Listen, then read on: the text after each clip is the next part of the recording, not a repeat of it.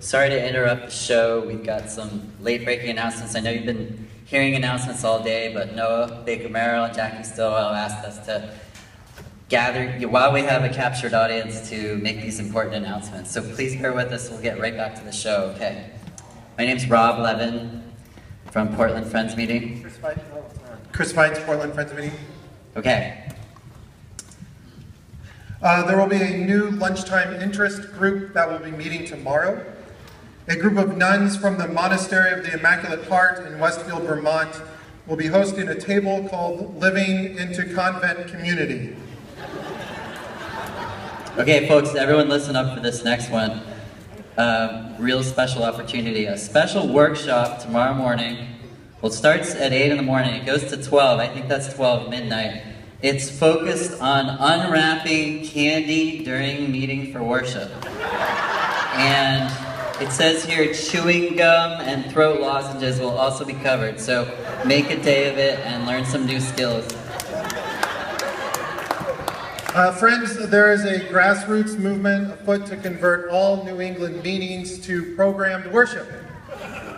This group goes by the acronym ASP, which stands for Alternatives to Silence Project. It's a very important announcement. Okay, this is a fun one. There's a New England Yearly Meeting Brass Quartet that has just formed. And their first concert will be at 5 a.m. outside the dining hall, and they go by the name AVP, Alternatives to Violins Project.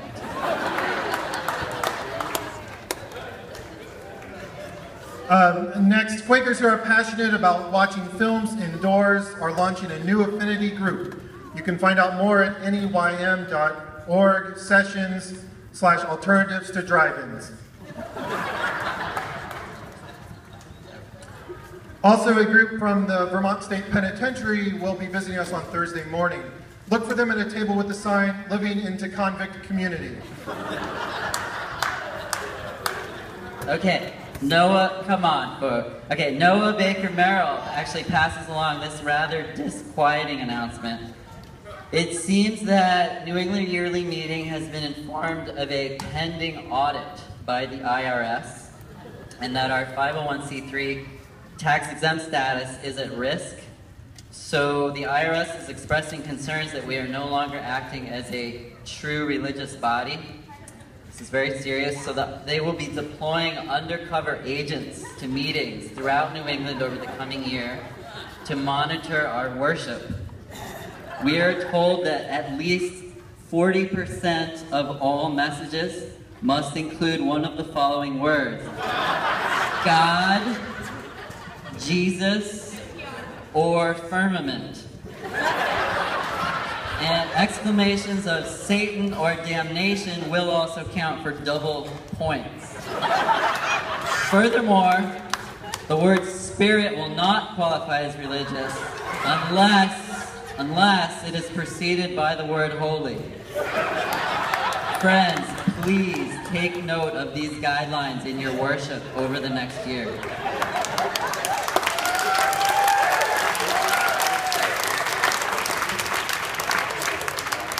Just a few more announcements. Outside, under the tent tomorrow at lunch, clerks from local 7-Elevens will be speaking about living into convenience community.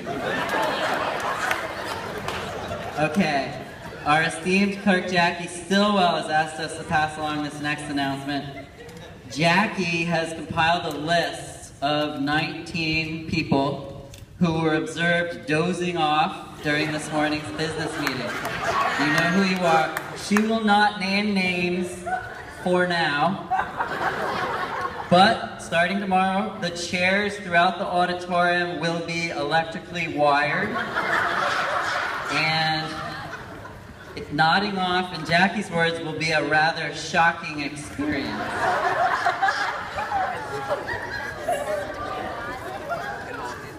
The Long Range Planning Committee has some late-breaking news. In an effort to generate a new revenue stream, it will be seeking sponsorships for various NEYM events. And even better, they are pleased to announce their first success. So by all means, do come down tomorrow to So by all means, do come to tomorrow morning's Monsanto meeting for business.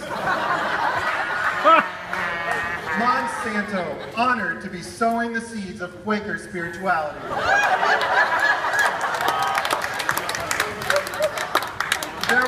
There will be a dinner time discussion group tomorrow night, led by a group of Wiccan camping enthusiasts, titled Living into a Covenant Community.